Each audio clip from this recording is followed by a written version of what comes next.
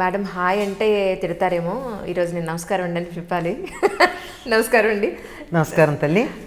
ఈరోజు నా దిల్ సే with me అంజలి కార్యక్రమంలో డాక్టర్ అనంతలక్ష్మి గారు నాతో పాటు ఉన్నారు.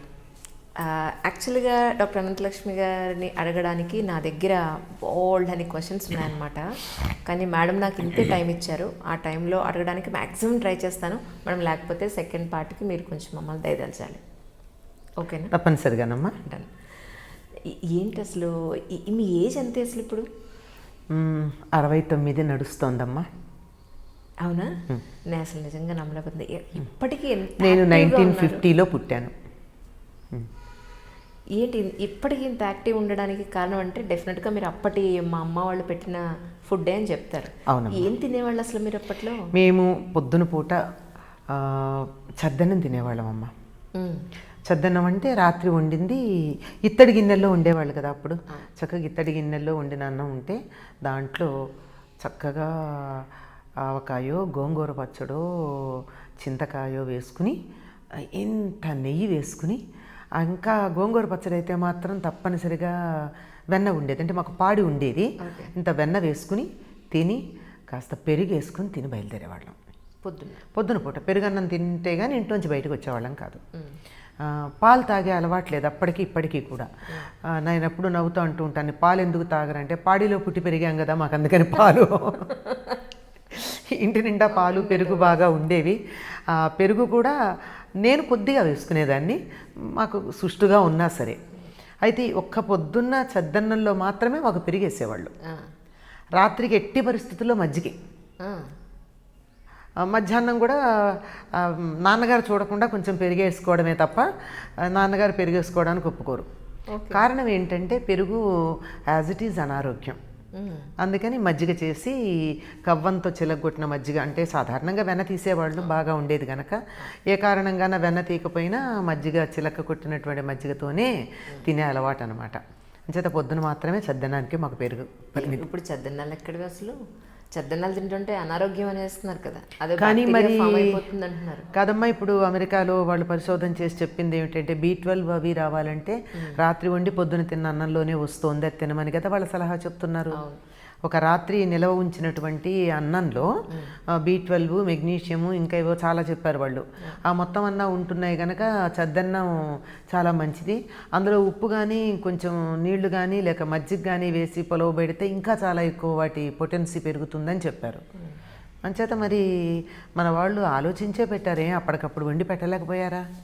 అవును. మన సాంప్రదాయమైన వంటలు ఏవైతే ఉన్నాయో, మన భారతీయ సాంప్రదాయంలో ఉన్న పాతకాలపు పద్ధతులన్నీ కూడా ఎంతో సైంటిఫిక్ రీజన్స్ కలగలిపిన ఉన్న జీవన విధానం అంది. ఒక్క మాటలో చెప్పాలంటే మన ఇళ్లలో అమ్మమ్మలో బామ్మలో చెప్తే వినే పరిస్థితి లేదు. ఎవరో out side of the country, విదేశీయులు పరిశోధన చేసి ఇలా అని చెప్తే ఓహో అవునా అని అప్పుడు మన వాళ్ళు కానీ దాన్ని నమ్మే పరిస్థితి లేదు ఈరోజు. మరి ఇప్పుడు కూడా నేను అందులో ఉండేటటువంటి పోషకాల పట్టికంతా చెప్పలేదు కదమ్మా. ప్రతి వాళ్ళకి ఇప్పుడు నాకే 3 or 2 గుర్తున్నాయి, అందులో ఉన్న 10 అందరికీ ఎక్కడ గుర్తుంటాయి కనుక పోషక విలువలు ఉన్నాయి అని ఒక్క మాట వరకు చాలు. అట్లా ప్రతిదీ కూడా డీటెయిల్స్ అందరికీ అవసరం లేదని పక్కన పెట్టేయడం, ఫలితాంశం మాత్రమే మనకు ఉపయోగంగా ఉండేటటువంటి దాన్ని ఉపయోగించుకోవడం. ఈ పద్ధతిలో దీని విలువలు మనం మర్చిపోయాం. ఎక్స్పెరిమెంటేషన్ ప్రొసీజర్ అన్న దాని గురించిన దాంట్లో ఎక్కువ చెప్పకుండా ఇన్ఫరెన్సెస్ మాత్రమే ఇచ్చారు మనకి ప్రయోగంలో. ఆ ఇన్ఫరెన్సెస్ వల్ల వెనకాల ఏం జరుగుతోంది అని మాకు కావాలి. అందరికీ అన్నీ తెలియాలంటే ఈ చిన్న బుర్రలో ఎన్ని పడతాయి? ఒక వైద్యుడు ఇల్లు కట్టలేడు, ఒక ఇంజనీరు మందులు ఇవ్వలేడు. నాకు అది తెలియాలి ఇది తెలియాలంటే రెండూ చేయకుండా ఉభయభ్రష్టత్వం అవుతుంది. అందువల్ల ఒక రంగంలో నిష్ణాతులైన వాళ్ళు చెప్పినటువంటి దాన్ని మనం ఎంత గుడ్డిగా నమ్ముతున్నాం. మందు ఇస్తే ఆ మందులో ఉన్నటువంటి కాంపోజిషన్ తెలుసుకోకుండా వేసుకుంటున్నామా లేదా? వైద్యుడు చెప్పినప్పుడు ఆయన ఏదో చదువుకున్నాడు అనేటువంటి నమ్మకంతో ఆ విధంగా వాళ్ళు అందరికీ ఈ విషయాలన్నీ చెప్పేసి వాళ్ళ బుర్రలన్నీ నింపేయాల్సిన పనేముందిలే అని చెప్పి ఇలా చెయ్యండి అన్నారు. పాటించిన వాళ్ళు బాగుపడ్డారో, నష్టపోయిన వాళ్ళైతే ఎవరు లేరు కదా. నిజం. అది. ఈ ఆధ్యాత్మికంగా ఎన్నాళ్ళ నుంచి చెప్తున్నారు ఇలాగా ప్రజలందరికీ కూడా, కానీ లేకపోతే టీవీ ఛానల్స్లో? అమ్మ, ఆధ్యాత్మికంగా చెప్పడం అనేది టీవీ ఛానల్స్లో చెప్పడం 2007-2008 అప్పుడు మొదలైనట్టుంది. అంటే ఆల్మోస్ట్ ఇప్పుడు మొట్టమొదట మనకి ఆధ్యాత్మిక ఛానల్ భక్తి ఛానల్ వచ్చింది, అప్పుడే సంస్కృతి అనేది ఒకటి వచ్చింది అప్పుడు. కానీ అంతకుముందే నేను దూరదర్శన్లో కొన్ని చెప్పున్నా. ఇలా ఛానల్స్ ద్వారా చెప్పేది ఇప్పుడు మొదలైనా అంతకుముందు ఆకాశవాణిలో చెప్పాను. ఎప్పుడు 73-74 నుంచి నేను ఆకాశవాణిలో ప్రసంగాలు, కొన్ని సాహిత్య ప్రసంగాలు, సామాజిక అంశాల మీద ప్రసంగాలు, అతి కొద్దిగా ఆధ్యాత్మిక అంటే ఇంత చిన్నపిల్ల ఆధ్యాత్మికంగా ఏం చెప్తుంది అనే ఒక చిన్న సందేహం ఉంటుంది కదా. అంచేత అలా విజయవాడ రేడియో స్టేషన్ నుంచి, ఆ తర్వాత హైదరాబాద్ రేడియో స్టేషన్ నుంచి కూడా చాలా చెప్పాను. అయితే వీటన్నిటికన్నా కూడా ప్రధానంగా ఆధ్యాత్మికమైనటువంటి విషయాల గురించి మాట్లాడడము అన్నది మా గురువుగారి పర్యవేక్షణలో, మా గురు పూజల్లో నేను ప్రారంభించుకోవడం జరిగింది. అంటే అది ఎప్పుడంటే 1971 ప్రాంతం నుంచి, అంటే నాకు 21 ఏళ్ళు ఉన్నప్పటి నుంచి ఆధ్యాత్మిక విషయాలని ప్రస్తావించుకుంటూ ఉండడం, ఆ సభల్లో పాల్గొంటూ ఉండడం. ఎందుకంటే ఒక మంచి ఉపాధ్యాయుడు ప్రేరణ ఇస్తాడు. సామాన్యమైన ఉపాధ్యాయుడు పాఠాలు చెప్పచ్చు, కొంచెం సంతోషం కలిగించవచ్చు, జ్ఞానాన్ని ఇవ్వచ్చు. కానీ ఒక ఉత్తముడైనటువంటి ఆచార్యుడు తన ప్రవర్తన ద్వారా ప్రేరణ కలిగిస్తాడు. ఆ ప్రేరణ కారణంగా ఆయన చెప్తున్నటువంటి వాటికి మేము అలా సమ్మోహితులమైపోయి అసలు తన్మయత్వంలో ఉండిపోయి, ఆ విధంగా మేము ఎప్పుడైనా ఒక విషయాన్ని అర్థం చేసుకోగలమా, అర్థం చేసుకుని మేము అవగాహన చేసుకుంటామా, అవగాహన చేసుకుని ఆచరణలో పెట్టగలమా, ఆచరణలో పెట్టింది ఇతరులకి చెప్పగలమా అన్నటువంటి తపన ఉండేది. ఈ తపనతో 1971 ప్రాంతం నుంచి, అప్పటి నుంచి అడపాదడప మా గురువుగారి పర్యవేక్షణలోనే ఎక్కువగా ఆయన వింటూ ఉండగానే, ఎందుకంటే తప్పులు చెప్తారు కదా, బయట వాళ్ళు ఎవరో మనలో తప్పులు బట్టి తిట్టే కన్నా మన గురువో, మన అమ్మో, మన నాన్నో మన తప్పులు సరిచేస్తే మనకి సంతోషం. వాళ్ళు బాగుపడాలని తప్పులు సరిచేస్తారు తప్ప మన్ని ఎద్దేవా చేయడానికో మన్ని అవమానపరచడానికో చేయరు కదా. అంచేత అలాగే చెప్పుకున్నాం. వారి ప్రోత్సాహమే ఇప్పటికైనా నేను మాట్లాడుతున్నానంటే వారు, నేను ఒక మౌత్ పీస్ లాంటిది అన్నని చెప్పుకోవాలంతే. విషయం అక్కడి నుంచే వస్తుంది. అప్పటి నుంచేనమ్మా సుమారుగా 71-72 నుంచి ఆధ్యాత్మిక ప్రసంగాలు, సాహిత్య ప్రసంగాలు. సాహిత్యానికి ఆధ్యాత్మికానికి చాలా దగ్గర సంబంధం ఉన్న సంగతి చాలా మర్చిపోతూ ఉంటారు. సాహిత్యాన్ని నిజంగా అధ్యయనం చేస్తే అది ఇచ్చేటంత ఆధ్యాత్మిక వికాసం, సామాజికమైనటువంటి స్పృహ, వ్యక్తిత్వ వికాసం ఇంత అంతా కాదు. అంటే మీ గురువుగారు ఎవరు అని అడిగితే ఆయన గురించి ఒక మాటలో చెప్పాలి అని అంటే ఏం చెప్తారు? మా గురువు గారు, ఆయన పేరు చెప్పాలి అంటే కులపతి ఎక్కిరాల కృష్ణమాచార్యులు గారు. ప్రపంచవ్యాప్తంగా ఆయనకి మాస్టర్ ఈకే అన్న పేరుతో ప్రఖ్యాతి పొందారు. వరల్డ్ టీచర్ ట్రస్ట్ అనే పేరుతో ఒక ఆధ్యాత్మిక సంస్థను నెలకొల్పారు. ఈ వరల్డ్ టీచర్ ట్రస్ట్ అనే ఆధ్యాత్మిక సంస్థలో మెంబర్షిప్ కానీ డబ్బు కట్టడాలు కానీ లేవు. నేను స్వచ్ఛందంగా ఆధ్యాత్మిక ప్రగతి కోసం కృషి చేస్తాను అనుకున్న వాళ్ళందరూ అందులో సభ్యుల కిందే ఉంటారు. ఇప్పుడు తరచుగా సమావేశాలు జరుగుతూనే ఉంటాయి. ఆ సమావేశాల్లో ఎవరైనా పాల్గొనవచ్చు. ఒక్కసారి పాల్గొని ప్రేయర్లో ఒక్కసారి భాగస్వామ్యం తీసుకున్నారు అంటే ఇనీషియేషన్ అయినట్టే కనుక చక్కగా అనుసరించవచ్చు. ఈ సంస్థకి సంబంధించినటువంటి శాఖలు ప్రపంచవ్యాప్తంగా అనేక దేశాలలో ఉన్నాయి. ఇన్ని ఒక 67-68 పైనే ఉన్నాయి. నేను సరిగ్గా లెక్క చెప్పలేను కానీ చాలా దేశాల్లో ఉన్నాయి.